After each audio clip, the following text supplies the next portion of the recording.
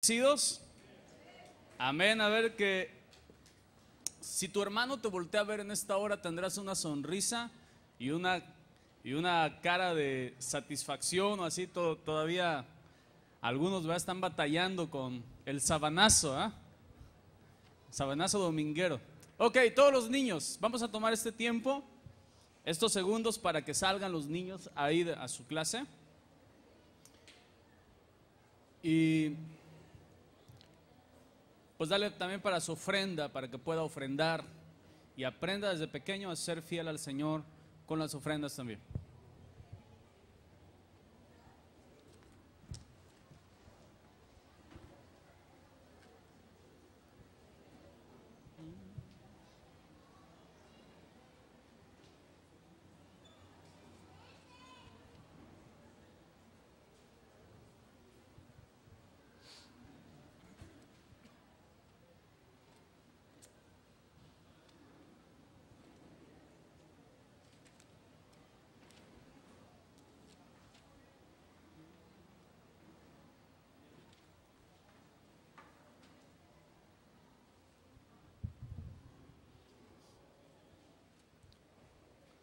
Ok,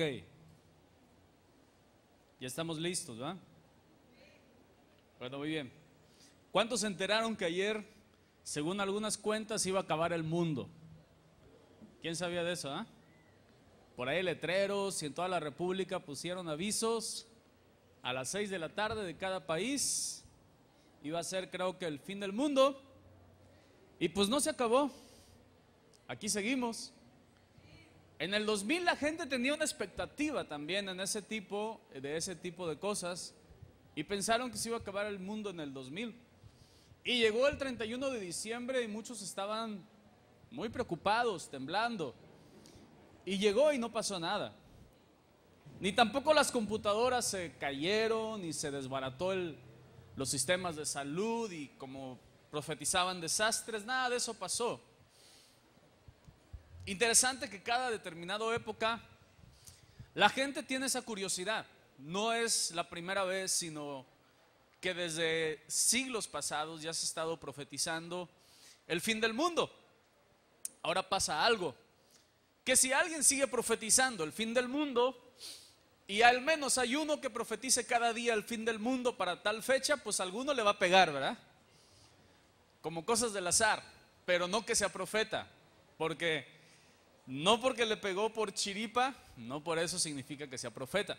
El profeta, según la palabra de Dios, habla de parte de Dios y la palabra que dice tiene que ser certera. Incluso Jehová Dios en el Antiguo Testamento, él decía que el profeta que diga cosas y no se cumpliesen, dice no temas de él, el tal no es profeta. Y cuando entendemos todo eso, bueno, pues no queda más que agradecerle a Dios porque nos ha dado un día más y nos ha regalado venir este domingo a adorar y exaltar el nombre de Cristo.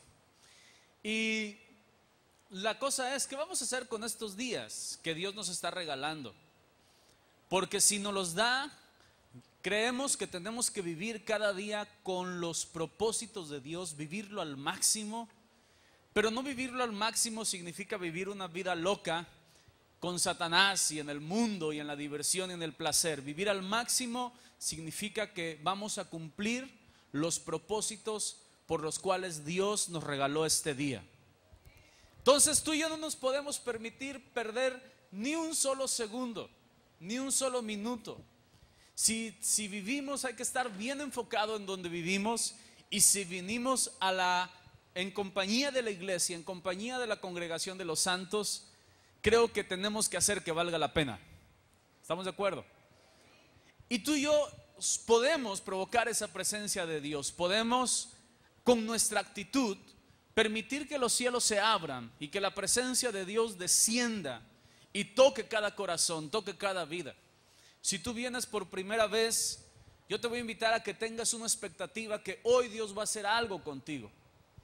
Si tú has venido a la iglesia por algún tiempo tal vez corto, Dios va a hacer hoy algo contigo. Porque lo que mueve a Dios es la fe que tengamos. Lo que mueve a Dios es que nosotros creamos que Él tiene poder para hacer las cosas y comencemos a actuar en esa fe. En cierta ocasión el pueblo de Israel comenzó a salir de Egipto porque habían estado 400 años en Egipto. Salieron de Egipto. Dice la palabra de Dios que después de un corto tiempo Faraón los empezó a perseguir unas horas. Faraón comenzó a acorralarlos en un lugar donde había solamente peñas y había un mar enfrente. Y Faraón dijo: ya los agarré. Pero lo asombroso de esto es que el pueblo de Dios comenzó a clamar, comenzó a estremecerse porque era el ejército más poderoso del mundo. Y cuando estaban en el medio de esa angustia, Moisés hizo lo que todos tenían que haber hecho. Los demás comenzaron a quejarse, pero Moisés comenzó a clamar a Dios. Y cuando comenzó a clamar a Dios con fe, Dios le contestó prontamente a Moisés y le dijo: Moisés, ¿por qué me estás clamando nada más? Comienza a actuar en fe. Dile al pueblo que marchen. Y cuando el pueblo comenzó a marchar, entonces Moisés extendió la vara y el mar se abrió en dos. Y tú conoces la historia, seguramente fue algo glorioso, algo milagroso. El ejército del faraón fue destruido en el mar porque ellos comenzaron a actuar en fe. ¿Cuántos creen que Dios está en este lugar? ¿Cuántos creen que Dios hace cosas maravillosas y grandes? Entonces comienza a actuar en esa fe. Comienza a actuar en esa seguridad de las promesas de Dios. Todo esto nos lleva a que, dice la palabra de Dios, y esta es una curiosidad del ser humano. En Mateo 24:3, los discípulos le preguntaron a Jesús: dinos cuándo serán estas cosas y qué señal habrá de tu venida y del fin del siglo. Esta misma curiosidad que tú y yo tenemos de repente de saber cuándo se va a terminar el mundo, ellos lo tuvieron desde ese tiempo. Y los discípulos mismos les dijeron a Jesús: oye Señor, nosotros que estamos más cerquita de ti, que tenemos un contacto así más cercano contigo, porque ya ves que toda la gente como que te habla pero se tiene que ir, pero nosotros vivimos contigo.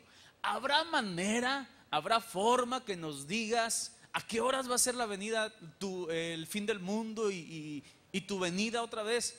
¿Habrá forma que nos digas? Y Jesús les dice: no les toca saber a ustedes eso. Es más, ni los ángeles lo saben, ni yo en mi encarnación lo sé, porque Jesús era un hombre, es Dios, pero también es perfectamente hombre. Y en su naturaleza humana, Él no sabía muchas cosas. Dice: ni yo en mi encarnación sé el día ni la hora. Pero en el versículo número 35 de Mateo 24, Él les dijo: el cielo y la tierra pasarán, pero mis palabras, ¿qué? No pasarán. Entonces lo que más importa no es cuándo va a ser el fin del mundo. Lo que importa es que nosotros estemos estudiando, observando, aprendiendo, escudriñando, deleitándonos en la palabra de Dios. Amén. Me preocupa cuando un cristiano saca la Biblia nada más cuando es el domingo. Le quita la fina capa de polvo de domingo a domingo y se viene con la Biblia a la iglesia. A mí me preocupa eso. Yo creo que a Dios más. Y dice el versículo número 36: pero del día y la hora nadie sabe. Digan conmigo: nadie sabe. Entonces, si alguien te dice, oye, va a ser tal día, tal hora, nadie sabe. Dice: ni aún los ángeles del cielo, sino solo mi Padre. Alguien añadió alguna vez, dice: es que hermano, ahí dice el día y la hora, pero no dice el año. Pero el día y la hora era una manera judía de decir: no se sabe la fecha. Si alguien te dice: no, ni el día ni la hora, era una manera de decir: ¿sabes qué? Nadie sabe, no se sabe la fecha, entonces no tengo fecha. Entonces solamente mi Padre. Pero nos dio unas señales, versículo 37: mas como en los días de Noé, así será la venida del Hijo del Hombre. ¿Cómo eran esos días? Versículo 38: porque como en los días del diluvio, antes del diluvio, estaban comiendo y bebiendo, casándose y dando en casamiento hasta el día en que Noé entró en el arca. Y no entendieron hasta que vino el diluvio y se los llevó a todos. Así será también la venida del Hijo del Hombre. Escucha esto: Noé estuvo pregonando el diluvio durante 100 años, porque en aquel tiempo la gente vivía una barbaridad, 700, 800, 900 años, 960 años, una cosa bien grande, bien exagerada. Y entonces cuando alguien te dice, oye, se avecina un desastre, pero hay una certeza de que se va a avecinar un desastre, llegan los científicos, hacen bien sus cuentas y dicen, ¿saben qué? Sálganse de Acapulco porque dentro de 2 días va a haber un terremoto que va a devastar y va a venir un tsunami y se los lleva a todos los que estén aquí en Acapulco, pero con hechos científicos comprobados, corroborados, y que todos están de acuerdo.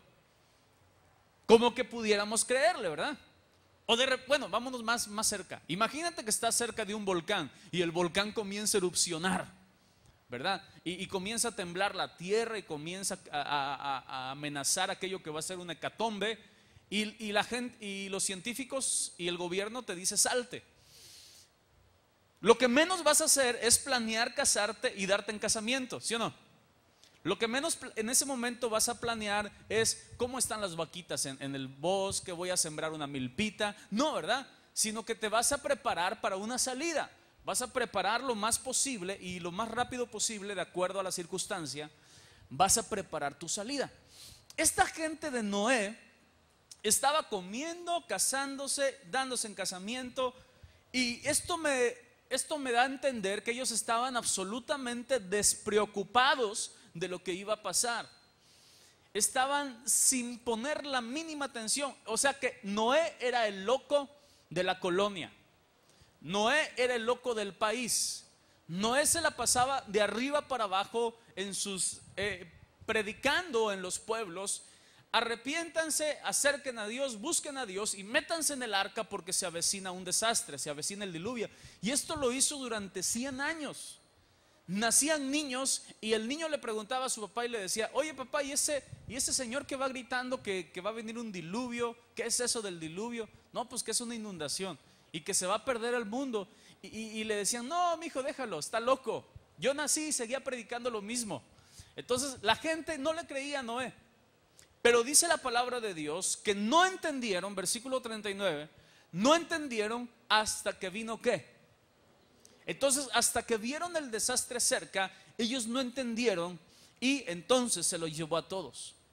Dice: así será la venida del Hijo del Hombre. Exactamente así. No habrá aviso previo. Podemos ver señales. Cuando veas que la gente está más despreocupada por la venida de Cristo, cuando veas que incluso algunos que se llaman cristianos no están hablando de la venida de Cristo, no con fecha, sino con parámetros bíblicos. Cuando veas que eso se ignora, entonces puedes estar seguro que hay ciertos rasgos bíblicos en los cuales podemos decir que está cerca. Hay un abandono y un descuido de la doctrina, de la enseñanza de la venida de Cristo. Así será la venida del Hijo del Hombre. Entonces mi obligación como cristiano es mantenerme alerta. Digan conmigo: alerta. ¿Cómo tenemos que estar? Velando y orando. Tú y yo tenemos que velar y orar, estar atento, vigilar nuestra vida para que continuamente estemos preguntándonos si estamos viviendo de acuerdo al plan y propósito divino. Tenemos que continuamente estar observando su palabra para ver si estamos alineados a ella. Y si no es así, dar los pasos necesarios en el poder del Espíritu Santo para ser transformados de acuerdo a la imagen de Dios, de acuerdo al carácter de Cristo. ¿Cuál es la situación entonces? La situación no se trata de días ni horas, no se trata de vivir una vida descuidada y olvidándome de que esto va a pasar un día, sino la situación se trata de vivir como Dios quiere que yo viva. Te quiero hablar en esta hora, y este es mi tema de hoy. Te quiero hablar en esta hora de 3 templos. ¿Por qué 3 templos? El templo era el lugar de la presencia de Dios. Cuando decimos que aquí, en este lugar, es un templo, quiere decir que es un lugar donde se busca, se adora, se invoca, se clama a la presencia de Dios. Ok. El templo representa el lugar, la actualidad también, representa el lugar donde la iglesia de Cristo, la esposa de Cristo, la novia de Cristo se reúne para celebrarlo, para recordarlo, para invocarlo mientras nos reunimos para siempre con Él. Pero hay 3 templos dentro de la historia que vamos a mencionar históricamente. ¿Por qué quiero mencionarlos? Porque es parte de la vida cristiana, es parte de lo que Dios quiere para nosotros. Que tengas una expectativa del futuro. Esto, lo que vas a ver al final, te habla de una expectativa de futuro. 3 templos. ¿Cuál fue el primer templo? Resulta que un hombre llamado Salomón, el rey Salomón, Dios le permitió construir el primer templo de Jerusalén. Antes de eso, solamente había lo que era un tabernáculo. Un tabernáculo, la palabra tabernáculo significa tienda. Entonces, antes de tener un edificio construido de piedra con cimientos y todo, la presencia de Dios se manifestaba en una tienda. ¿Cómo es la tienda? Bueno, estaba hecha de pieles, estaba hecha de telas preciosas, tenía materiales de oro, tenía materiales de maderas de acacia, de cedro. El tabernáculo era un lugar donde estaban unos elementos importantes, y el más importante de ellos era el arca de Dios. El arca de Dios era una caja recubierta con láminas de oro, en las cuales estaba depositado 3 elementos. Una eran las tablas de piedra, que eran los 10 mandamientos escritos con el dedo de Dios. Otra era la vara de Moisés y Aarón. La vara de Aarón, perdón, en este caso era una vara de almendro que representaba el sacerdocio, y uno representaba la ley, otro representaba el sacerdocio. Y el tercer elemento que había dentro del arca de Dios era el maná, representaba la provisión. El maná era una comida que los israelitas recibían en el desierto. Durante muchos años, más de 35 años, Dios les llevó el maná, les envió ese pan del cielo, y todos ellos eran alimentados de ese maná. Y Dios mandó diciendo que en un recipiente, en una vasija, dentro del arca del pacto, guardaran el maná como recordatorio de que Dios es tu proveedor aún en medio de los desiertos. Todo eso era parte del tabernáculo, pero cuando llegaron a la tierra prometida, llegaron a Canaán, el destino que Dios tenía para el pueblo de Israel, y que por cierto actualmente está muy peleado. Ahorita hay una bronca muy fuerte en Medio Oriente, en el cual Israel ganó en 1967, ganó territorios que bíblicamente son de ellos, históricamente son de ellos, y los volvió a reconquistar en 1967. Y antes ahí vivían palestinos. Los palestinos son una mezcla de varios pueblos que han habitado esa tierra durante algunos siglos, pero que ellos se la adjudicaron. Y cuando Israel conquista esa tierra, entonces comienzan los problemas, porque Israel comienza a construir unidades habitacionales, como que el Coloso, como Colosio, así cosas así grandes, miles de casas. Y entonces los palestinos comienzan a enviar cohetes, comienzan a lanzar cohetes caseros con grupos extremistas islámicos, y comienzan a atacar a Israel, a las colonias fronterizas. Obviamente, si los palestinos le hubieran quitado a Israel un pedazo de tierra, nunca se lo hubieran devuelto. Pero como Israel fue quien conquistó lo que era de él, bueno, ahora sí se lo quieren quitar. Y es una bronca muy fuerte, porque aún el presidente de Estados Unidos, Obama, ahorita hace pocos días públicamente declaró que para que haya paz entre Israel y Palestina tienen que devolver esos territorios, y eso en la práctica no se puede. Y hablando bíblicamente, le pertenece a Israel eternamente, o sea, para siempre. Mientras dura el mundo, son de Israel. Ahora, dicho todo esto, sígueme en la plática. Espero que espero no perderte, vaya. Ok, en esta situación de la historia de Israel, cuando sucedió todo esto de los territorios y que llega Israel a Canaán, lo primero que ellos hacen es comenzar a planear establecer un lugar de adoración llamado el templo. Ahora, el templo no es un invento solamente cristiano o judío. Todos los ídolos paganos y todos los dioses paganos falsos tenían templos. Entonces no se trata de que si el templo es único o no, sino se trata de a quién adoras dentro del templo. ¿Estamos entendiendo? Se trata de quién es el objeto de adoración y quién es el objeto de culto dentro del templo. Alguien decía, bueno, es que podemos adorar a Dios aquí y allá. La samaritana en Juan capítulo 4 le decía a Jesús eso. Podemos adorar a donde sea. Y Jesús le contestó, no. Dice, ustedes adoran lo que no saben. Porque Dios dijo, el Padre dijo que en Jerusalén se tenía que adorar a Dios. En ese tiempo, Dios estableció el principio de que su templo iba a estar en Jerusalén. Y ese iba a ser el lugar de adorar a Dios. Ahora, actualmente eso también es una controversia. Yo no sé si has oído por ahí en la televisión acerca de gente que, aprovechándose de esa escritura, comienza a atribuirle al templo de Jerusalén o a Jerusalén mismo poderes místicos, poderes divinos.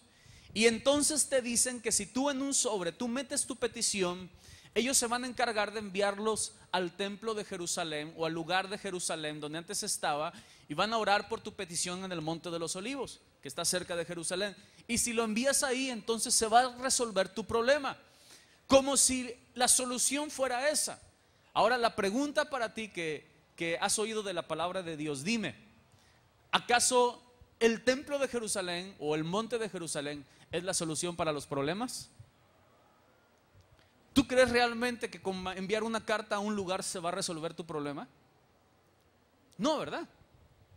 Ahí mismo en Juan capítulo 4, Dios le contesta a la samaritana y le dice, pero la hora viene, o sea, marcando la diferencia entre la dispensación de la ley, donde había templo, y la dispensación de la gracia, donde ya no hay un lugar fijo.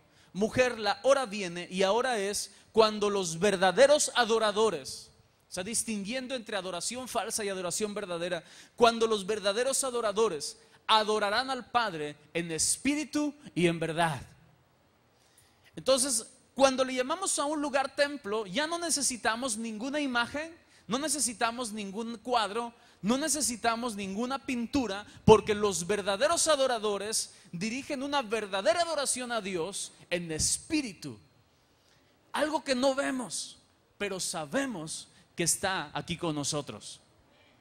Dirigimos una adoración al Señor en verdad, con nuestro corazón, una adoración sincera dirigida a la persona adecuada, a Dios, sin intermediar ninguna imagen, ni ningún cuadro, ni ningún vestido de nada, ni ningún altar, ni ningún lugar de peregrinación.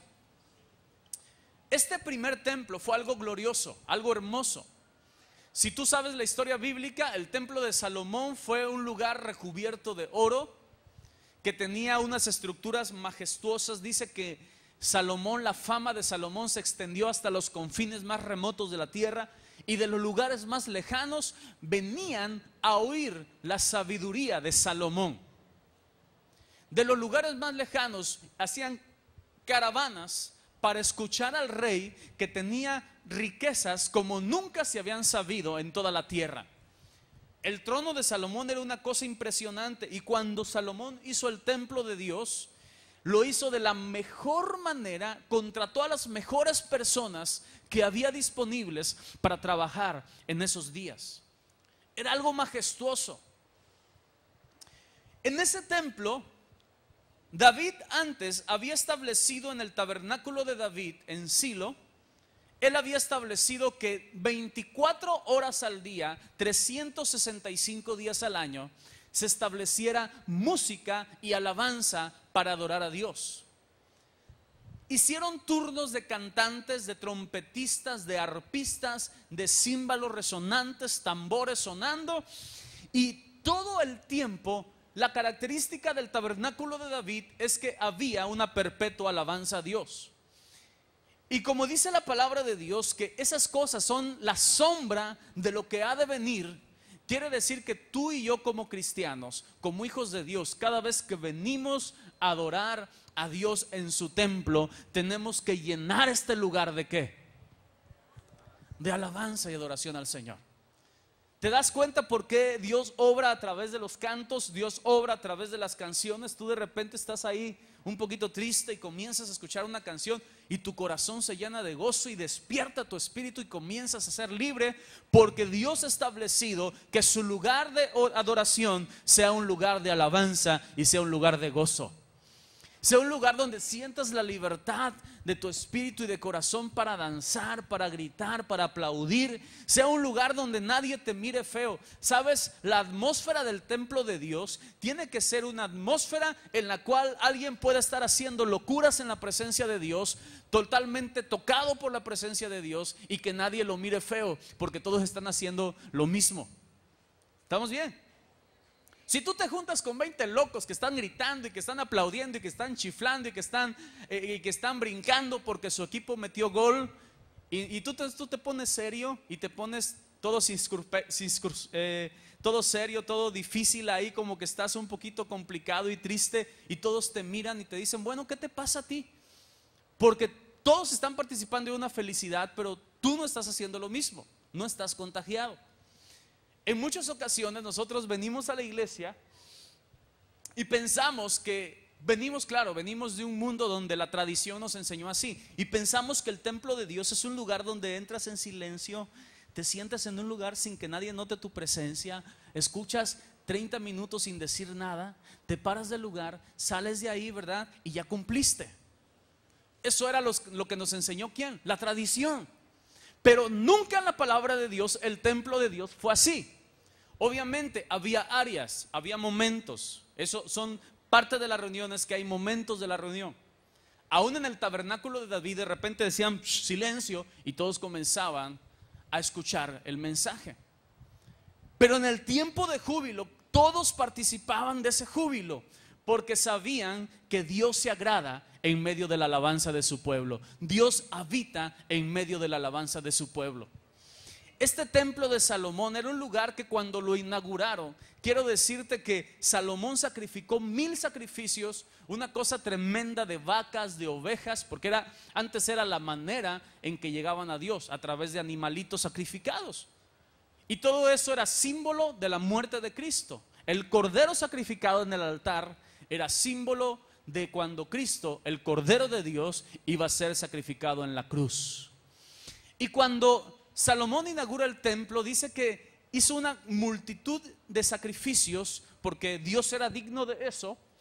Puso una cantidad inmensa de trompetistas, de cantantes, de adoradores.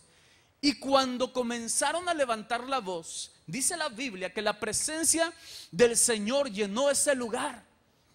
Y cuando la presencia de Dios se manifiesta, cosas poderosas suceden. Cosas extraordinarias, fuera de lo común, comienzan a suceder. En ese momento la nube de la gloria de Dios llenó el templo y los sacerdotes ya no podían seguir ministrando. Los sacerdotes ya no podían estar ahí por causa de la presencia de Dios. Quiero decirte que no te extrañes si alguna gente, cuando está siendo tocada por Dios, es tanto el peso de la gloria de Dios y el peso de su presencia, que no pueden más que estallar en un llanto liberador.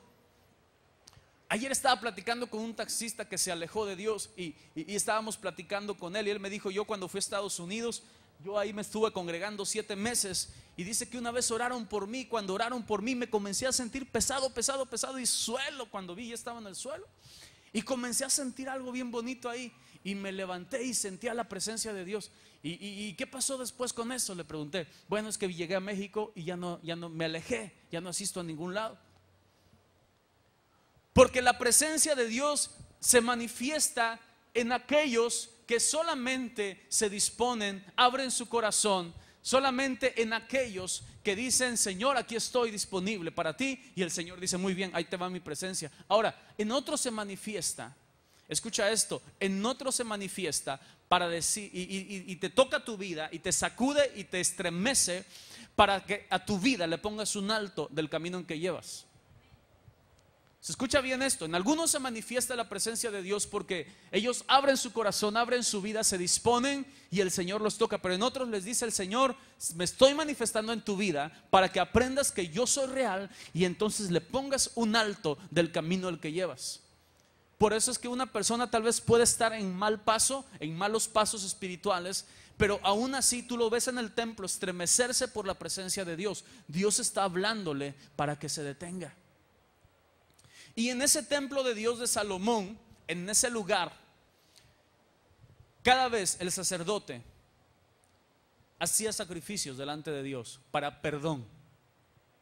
Agarraba el animalito, o sea, pasaba la inauguración, pasó todos los 1000 sacrificios, pero después de eso continuamente, dice la palabra de Dios, continuamente, el sacerdote llegaba a las familias, le entregaban un cabrito, le entregaban una oveja, le entregaban palomas o le entregaban de acuerdo a la familia, de acuerdo a sus posibilidades, y entonces sacrificaban para el Señor, para perdón de los pecados.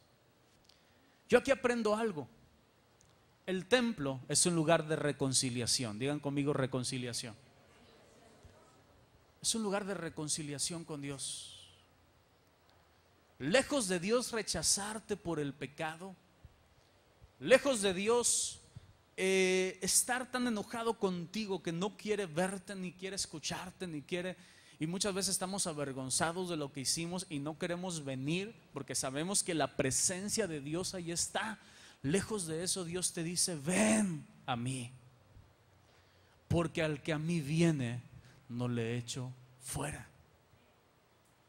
Jesús dijo: tú vienes cargado de tu pecado, vienes cargado de tus problemas, el mundo te ha metido y te ha inundado tu corazón, y Satanás te ha metido tropiezo y tú ahí vas y has caído. Dice el Señor: ven a mí, yo me quiero encontrar contigo, ven a mí si estás trabajado y cargado y yo te haré descansar. El templo es un lugar de reconciliación. Hay un segundo templo. El segundo templo ya no es un lugar físico. Por eso es de que nosotros en este lugar, sabes que en el primer templo había también ciertas reglas, y eso me dice que Dios es un Dios de orden, lo dice su palabra. Y el Señor le gusta que seamos ordenados, que seamos preparados para lo que vamos a hacer. Por eso es que en cada servicio tenemos cierto programa ya establecido, aunque estamos abiertos que si el Espíritu Santo desciende y en ese momento quiere moverse de manera diferente, somos sensibles a la voz del Espíritu Santo. Pero sabes, cuando el Señor vino, Él dijo: la hora viene, ahora es cuando los verdaderos adoradores adorarán al Padre en espíritu y en verdad, porque tales adoradores busca Dios que le adoren. Escucha esto: tú y yo no solamente somos carne, tú y yo no somos solamente para lo temporal, tú y yo tenemos un cuerpo, digan conmigo, físico, espiritual. Escucha esto: así como tenemos un cuerpo físico, también tenemos un espíritu dentro de nosotros, dentro de nuestra carne. Y ese espíritu y ese cuerpo, Dios le llama el templo del Espíritu Santo. El segundo templo somos cada persona, cada creyente que tiene a Cristo en su corazón. Tú y yo somos templo del Espíritu Santo. En 1 Corintios 3:16, háblalo ahí tu Biblia. Primera epístola a los Corintios 3:16.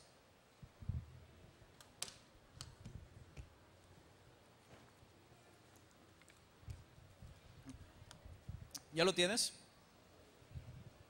Primera a los Corintios 3:16 dice así: ¿no sabéis que sois templo de Dios y que el Espíritu de Dios mora en quién?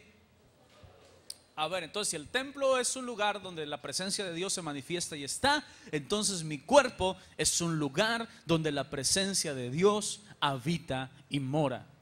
Ahora, si me lo pones en la Nueva Versión Internacional, video, por favor. Dice: no saben, o sea, Dios está interesado que tú sepas quién eres y qué es lo que tienes dentro de ti.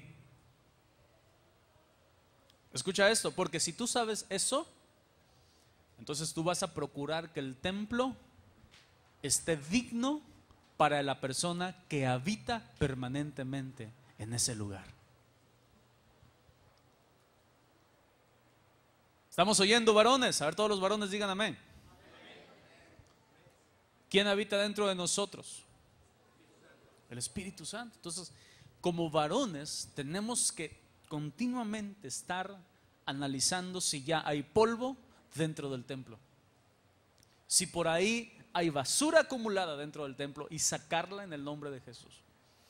El templo somos nosotros, nuestra mirada, lo que somos, nuestro carácter tiene que ser un reflejo de la dignidad, de la majestad, de la belleza que habita dentro de mi espíritu, dentro de mi ser, el Espíritu de Dios, Dios mismo habitando en mi corazón, en mi vida. Y es por eso que a los jóvenes la palabra de Dios nos invita. El templo de Dios, dice el versículo número 37, por favor léelo ahí, versículo número 37 de 1 Corintios 16, 3:16, dice, pues, no, 1 Corintios 3:17, el que sigue, ok, ahí está. Dice, si alguno destruyere el templo de Dios, el mismo será destruido por Dios, porque el templo de Dios es ¿cómo? Sagrado. La palabra sagrado es sinónimo de santo. Santo significa apartado. Cuando decimos consagrado, significa dedicado a las cosas santas. Una vez más, santo, sagrado, apartado, apartado de lo sucio.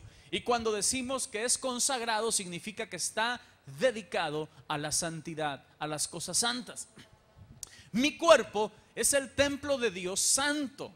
Y yo y tú y yo, cada mujer, cada varón, cada hombre, cada niño que está recibió a Cristo en su corazón como Señor y Salvador, es su templo santo. Y a Dios no le gusta, definitivamente no le gusta que hagamos cosas que Él, como habitante de ese templo, aborrece. Ahora escucha esto, di conmigo, mi cuerpo es prestado porque le pertenece a Dios. O sea, cuando yo digo mi cuerpo, yo tengo que entender que en realidad le pertenece a Dios. Soy solamente un mayordomo, un administrador del templo de Dios. Entonces, porque mucha gente dice, es que tú tienes derecho sobre tu cuerpo, y los abortistas le dicen a la joven, es que tú tienes derecho sobre tu cuerpo, pero dice la palabra de Dios, no, cuando tú has consagrado tu vida a Dios, tu cuerpo es de Dios, le pertenece a Él. Y no te metas con las cosas de Dios, no las profanes, no las dañes, no las lastimes. Pareciera que agarramos las columnas del templo y le empezamos a dar de marrazos cuando le comenzamos a meter alcohol y droga, y comenzamos a tumbar las columnas y comenzamos a agredir el lugar y la habitación de Dios. ¿Cómo vamos a reaccionar? Alguien se mete a tu casa donde vives y están ahí tu familia, están tus hijos y quiere empezar a hacer violencia. ¿Qué vas a hacer? Pues agarras el primer palo que te encuentres o el metate de tu esposa y le das unos en la cabeza, hermano, para que se vaya de ahí o que quede inconsciente al menos, y lo amarras y lo llevas a ver a dónde, ¿no? ¿Qué pasa? O sea, tú y yo somos templo de Dios. ¿Cómo? Si tú estás entregado a Cristo y tú le diste tu vida a Cristo, Dios no va a estar contento de que sigas practicando aquellas cosas que tú sabes y Él sabe que no le agradan. Él no va a estar contento que estemos nosotros permitiendo pereza, permitiendo desorden, permitiendo enojo, ira, contienda, permitiendo odio, permitiendo fornicación, permitiendo lascivia, adulterio en el corazón. Dios no va a estar contento. Y como tú lo harías, Él también va a hacer algo para limpiar el templo de Dios, para limpiar tu cuerpo. Igual y que tienen que ser medidas drásticas, porque muchas veces así Dios lo hace. Pero el propósito de Dios es excelente. ¿Cuántos dicen amén? Los propósitos de Dios son excelentes. Pueden doler un poquito, porque el oro, para separarlo de los metales que no son valiosos, tiene que ser pasado por fuego. Tiene que ser pasado por ácidos muy fuertes. En la actualidad hay métodos con ácidos muy fuertes para refinar el oro. Entonces tú y yo tenemos que muchas veces Dios pasarnos por un proceso medio agresivo para que seamos purificados y digamos, ok Señor, ya entendí el punto. Mi cuerpo es templo del Espíritu Santo. Mi boca te pertenece a ti. Entonces no puedo ensuciar mi boca con aquellas palabras que hieren, que lastiman, palabras obscenas, palabras palabras que denotan incredulidad, que denotan perversidad. No puedo ensuciar mi boca de esas palabras. Escuchando al taxista que te platicaba al principio, cuando no me identificaba que era cristiano, porque ya después vi que le dio pena, pero al principio venía diciendo cada palabra obscena y pasaban unas chavas y decían, mira, dice, o sea, hablando cada cosa. Y ya después de que se dio cuenta que era cristiano y le empecé a hablar de Dios, así ya bien, aquí como que en detallito, ya como que se quedaba así callado. Dice, no, es que yo asistía antes. Digo, ok. Se dio cuenta del asunto, él sabía que estaba haciendo mal. Y qué bueno es que nosotros como templo del Espíritu Santo entendamos que primeramente es de Dios, segundo que es santo, tercero, digan conmigo tercero, en el templo de Dios, que es mi cuerpo, hay gozo y alegría. Ok, ¿cómo es esto? El miércoles hablábamos del reino de Dios. El reino de Dios, dice la palabra, es justicia, paz y gozo en el Espíritu Santo. ¿En qué consiste el reino de Dios?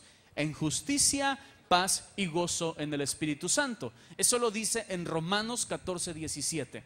Si tú quieres tener el reino de Dios, el templo de Dios, la presencia de Dios, tienes que saber que es justicia, paz y gozo. Y son cosas que tú y yo no podemos provocar. Toma en cuenta esto, el reino de Dios, la justicia, no es algo que tú y yo podamos hacer o procurar. Tú y yo, cuando venimos delante del Señor, llegamos como culpables. Llegamos como sucios, criminales condenados a destrucción y a condenación. Y lo que hizo Jesús fue tomar nuestro castigo en la cruz y morir por nosotros, pagar esa condenación, pagar esa culpa, para presentarnos sin culpa delante del juez, delante del Padre Celestial. Entonces, cuando llego delante de Dios, estoy revestido de la santidad y justicia de Cristo. Quiere decir que Él me quitó mi pecado y me puso su santidad. Una vez más, Él agarró y quitó mi pecado, lo puso sobre Él y agarró de su santidad y la puso sobre mí. Un cambio. De tal manera que ahora cuando me presento delante de Dios, lo hago cubierto con la sangre preciosa de Jesucristo que limpia todo pecado. Entonces te das cuenta cuando alguien te viene y te dice, no, es que necesitas otro mediador, es que necesitas la intercesión de sabrá Dios que santo, Santa Petra degollada, hombre, o San Pedro de los condenados. O sea, todos esos rollos, mano. Y entonces tú no necesitas nada de eso. Tú lo único que necesitas es ser rociado con la sangre de Jesucristo que limpia de todo pecado. Es lo único que necesitas. No hay nada más. No hay nada que pueda completar lo que ya está completo. No hay nada que pueda perfeccionar lo que ya es perfecto. En Hebreos dice la palabra de Dios que la sangre de Cristo, ¿sabes qué? Fue tan perfecta que solamente, escucha esto, solamente una vez fue suficiente para limpiar los pecados de todo el mundo. Una sola vez.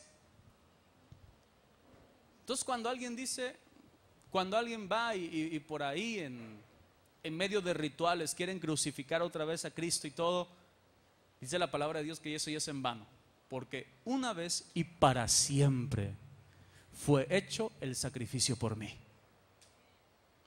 Tan preciosa y valiosa es la sangre de Cristo. Oye, el Rey del universo, el que creó todas las cosas, y Él está viviendo en mi corazón. Yo soy templo de Él, le pertenezco a Él, y Él quiere que le honremos con nuestro cuerpo. Escucha, este segundo templo, dice la palabra de Dios, que ahí habita la justicia, la paz y el gozo. Digan conmigo, gozo. Entonces, si el templo de Dios hay gozo, el templo de Dios tiene que haber aplausos, ¿sí o no? Entonces, cuando venimos a la iglesia y adoramos a Dios, aplaudimos, y los salmos dicen, dicen ahí que porrumpamos en gozo y aplaudamos. Mira, te voy a leer unos versículos nomás, que la otra vez en la tarde me puse a leer un poquito, para... El Salmo El Salmo 98:4 dice: cantad alegres a Jehová toda la tierra. Salmo 98:4: levantad la voz y aplaudid. ¿Cómo tiene que ser la alabanza a Dios? En alta voz, digan conmigo, en alta voz. Ok, hay un problema. Si los instrumentos están sonando más fuerte que la congregación, tenemos problemas. El pueblo de Dios no está levantando ¿qué? La voz. Y la alabanza de Dios, el cuerpo de Dios, el templo de Dios tiene que levantar su voz para levantar adoración, levantar la voz y aplaudir.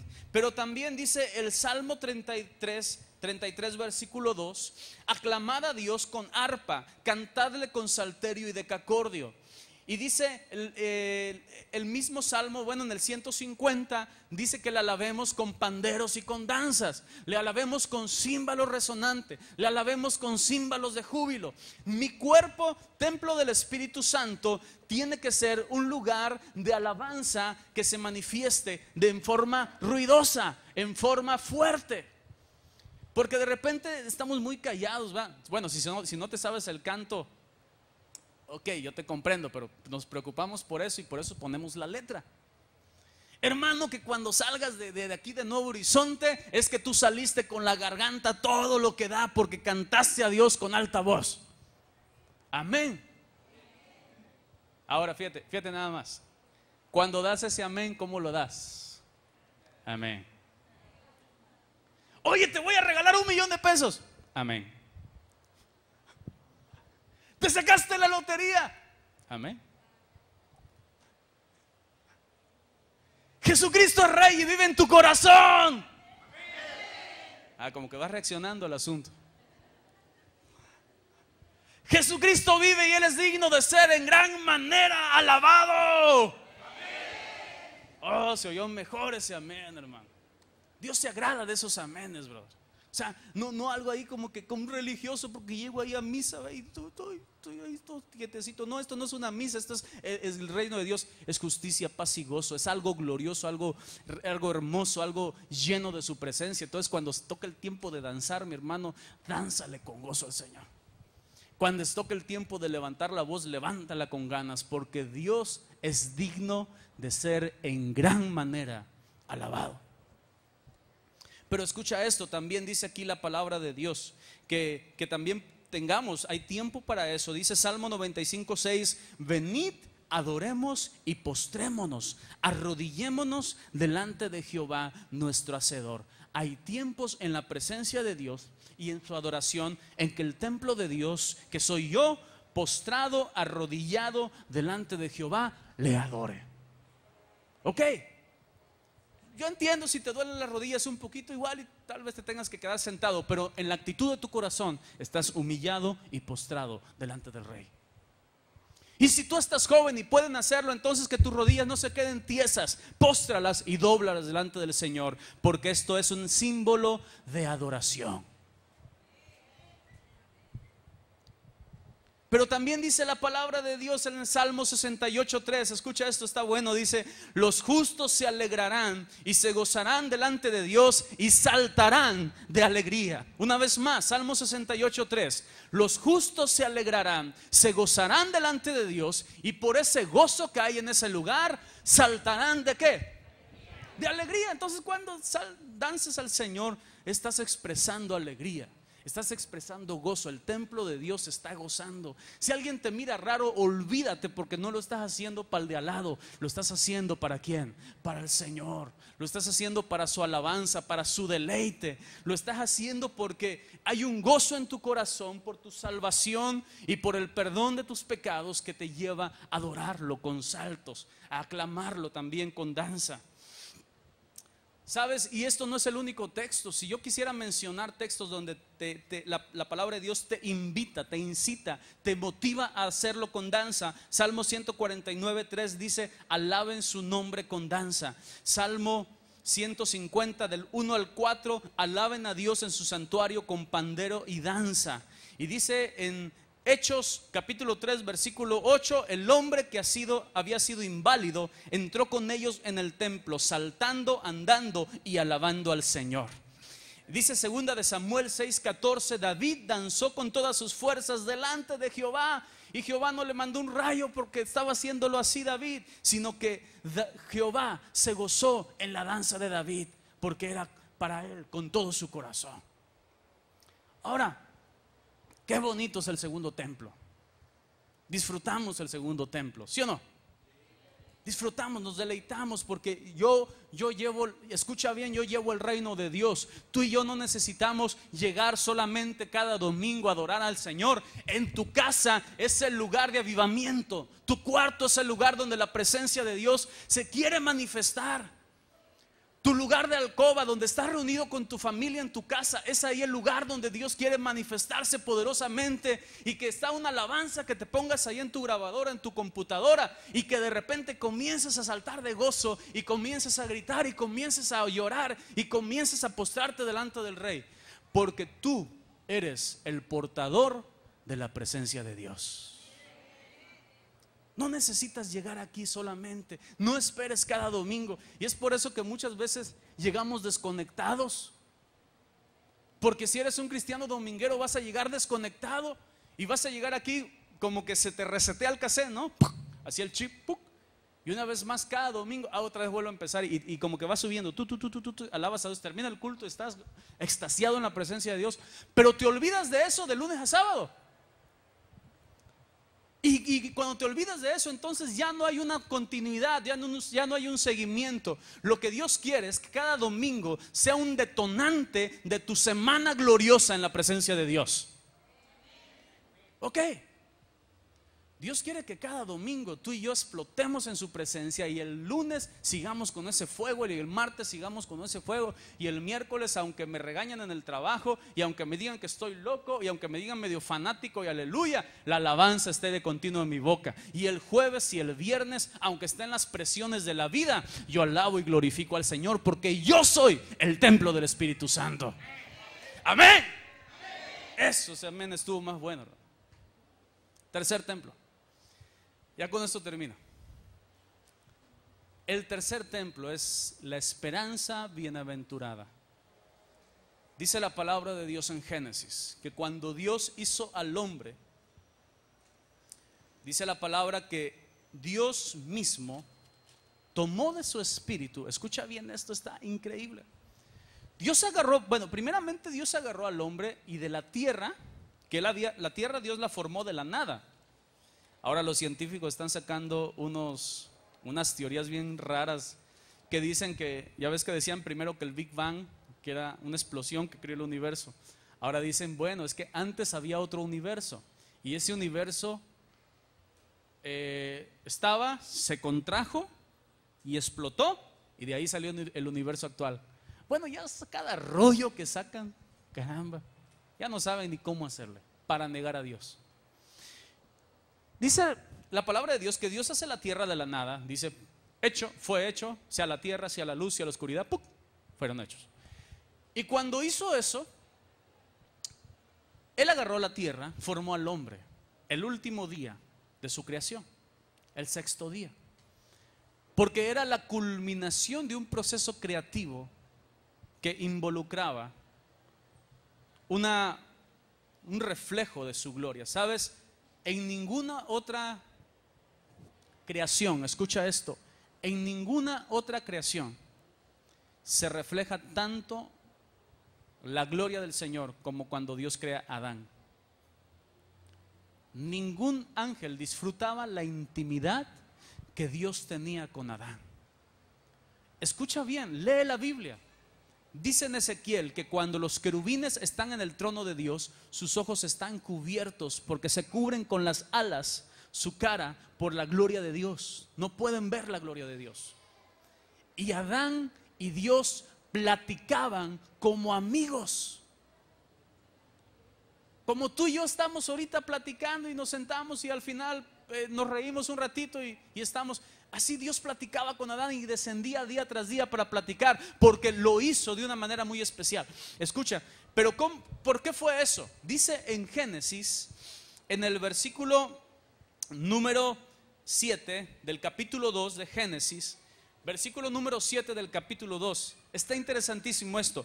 Entonces Jehová Dios formó al hombre del polvo de la tierra y sopló en su nariz aliento de vida, y fue el hombre un ser viviente.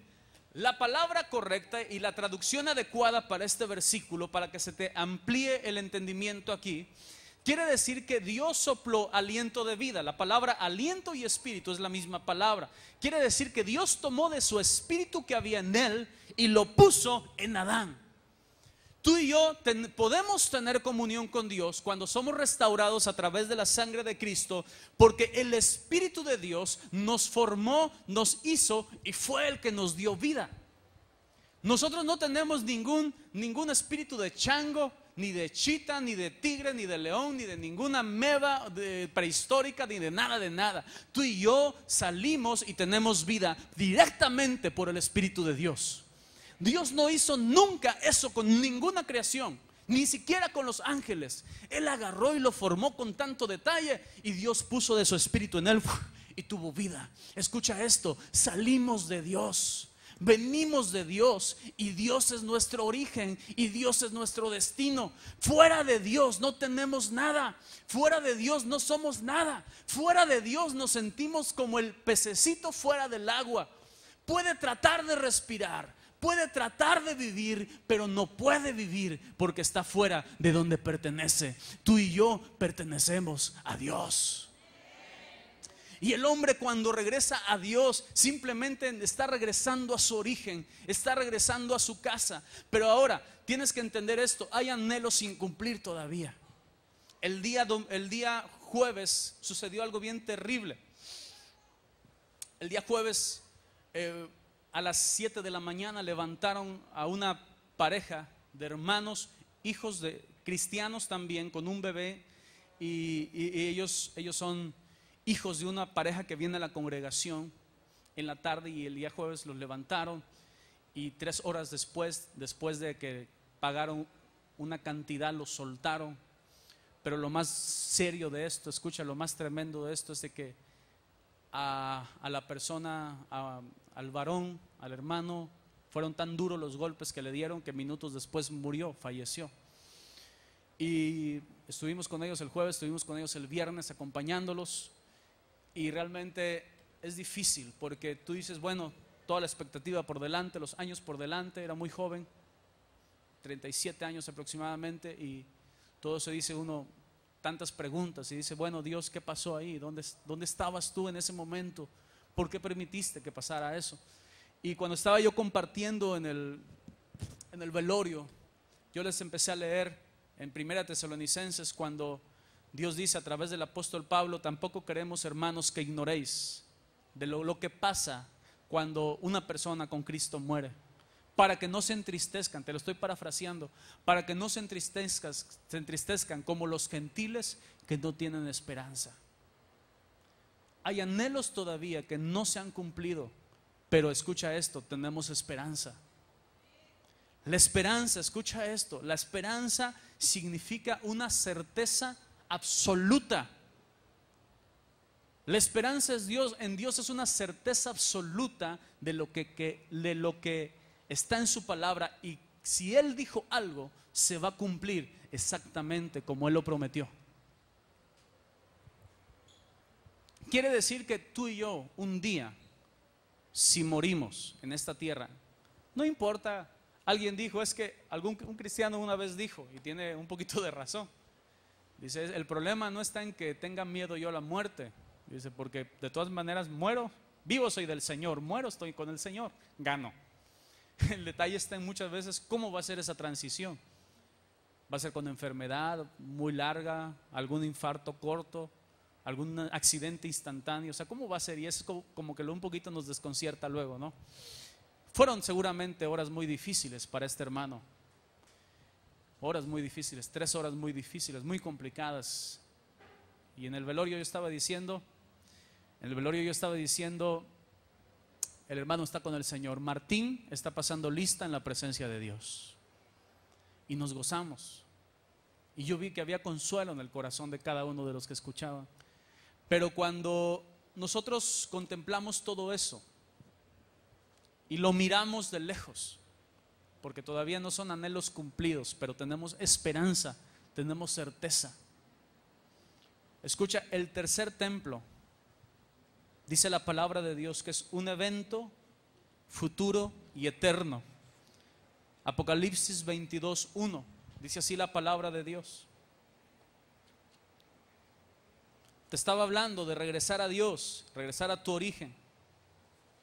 Escucha esto, y Dios está tan interesado en esto para cada creyente que dice así en el Apocalipsis 22:1: después me mostró un río limpio de agua de vida, resplandeciente como cristal, que salía del trono de Dios y del Cordero.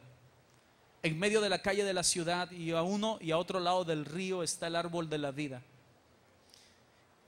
Versículo número 3: y no habrá más maldición, y el trono de Dios y del Cordero estará en ellos, y sus siervos les servirán. Y verán su rostro, y su nombre estará en sus frentes. No habrá ahí más noche, y no tienen necesidad de luz de lámpara ni de luz del sol, porque Dios es el Señor, los iluminará, y reinarán por los siglos de los siglos. Ahí en Apocalipsis, ahí mismo en el versículo, capítulo número 21, un capítulo anterior, sígueme con tu vista, dice el versículo 1: vi un cielo nuevo y una tierra nueva, porque el primer cielo y la primera tierra pasaron y el mar ya no existía más. Dice, y yo Juan vi la santa ciudad, la nueva Jerusalén, descender del cielo de Dios, dispuesta como una esposa ataviada para su marido. Y oí una gran voz del cielo que decía: he aquí el tabernáculo de Dios con los hombres, y Él morará con ellos, y ellos serán su pueblo, y Dios mismo estará con ellos como su Dios. Música, por favor. Dios mismo estará con ellos como su Dios. Versículo 4: enjugará Dios toda lágrima de los ojos de ellos, y ya no habrá más muertes. Lee con atención esto, por favor. Ya no habrá más muerte, no habrá más llanto, ni clamor, ni dolor, porque las primeras cosas pasaron. Y el que está sentado en el trono dijo: he aquí yo hago nuevas, di conmigo, todas las cosas. Todas las cosas. Y me dijo, para asegurarlo, para afirmarlo: escribe, porque estas palabras son fieles y verdaderas. Y me dijo: hecho está. Yo soy el alfa y la omega, el principio y el fin. Al que tuviere sed, yo le daré gratuitamente de la fuente del agua de vida. Y el que venciere heredará todas las cosas, y yo seré su Dios, y él será mi hijo. Pero da una advertencia y dice: pero los cobardes, incrédulos, abominables y homicidas, fornicarios y hechiceros, los idólatras y todos los mentirosos tendrán su parte en el lago que arde con fuego y azufre, que es la muerte segunda. Así como hay una parte que corresponde a aquellos que vencieren, así hay una parte también que le corresponde a aquellos que aman a Dios. Dios lo menciona como un lugar glorioso en el cual no hay necesidad, no hay calor, no hay frío, no hay muerte, no hay dolor, no hay tristeza, ni siquiera los malos recuerdos. Porque Dios, al enjugar toda lágrima, quiere decir que ya no habrá más recuerdos dolorosos. Aquella pérdida de tus seres amados, aquel abuso que hicieron de ti cuando eras pequeña, cuando eras pequeño, aquel daño que hizo la gente que confiaste en ella y te traicionó, ya no va a existir más en tu corazón, porque Él enjugará la lágrima de los ojos de ellos. Y escucha bien esto, está tremendo, está glorioso, y es el templo, el tercer templo. Versículo número 22 de Apocalipsis 21. Dice así, el versículo número 22 de Apocalipsis 21: y no vi en ella templo, porque el Señor Dios Todopoderoso es el que es el templo de ella y del Cordero. No va a haber necesidad de esperar nada, no va a haber necesidad de anhelar nada, porque todos los anhelos, deseos, la presencia de Dios va a estar rodeándonos en todo momento. Ya no va a haber un lugar de reunión, porque nosotros vamos a habitar en Él, vamos a estar en Él. El templo es Dios mismo, y es algo glorioso, porque tú y yo ya no necesitamos entonces estar preocupados y presionados y desesperados por las broncas de esta vida, sino que cada vez que vengan todas estas cosas, simplemente tengo que saber quién soy, a dónde voy, de dónde vengo, de dónde pertenezco, cuál es mi destino, y llenarme de esperanza para lo que venga. Aunque la tierra tiemble, aunque el mundo se acabe, yo pertenezco a Dios y voy a Dios. Pero querido amigo, si estás en este lugar y esta esperanza que te estoy contando no es tu esperanza todavía, y tú lo sabes, no te puedes engañar. Puedes engañar a los que están a tu lado, pero tú sabes en tu corazón que no hay esta esperanza todavía. O tal vez has estado jugando con Dios y esta esperanza no es tu esperanza todavía. Es tiempo que le digas: Señor, vengo delante de ti, no merecedor de nada, sino por tu misericordia, cubierto con tu sangre preciosa, cubierto con tu perdón, con tu gracia. Ven y límpiame de todo pecado. En ese momento algo glorioso ocurre en tu corazón. La sangre de Cristo te llena de la justicia. El Espíritu Santo viene a habitar dentro de ti, y esta esperanza a la cual antes eras ajeno, ahora se vuelve tu esperanza. Te voy a invitar que en esta hora te pongas de pie.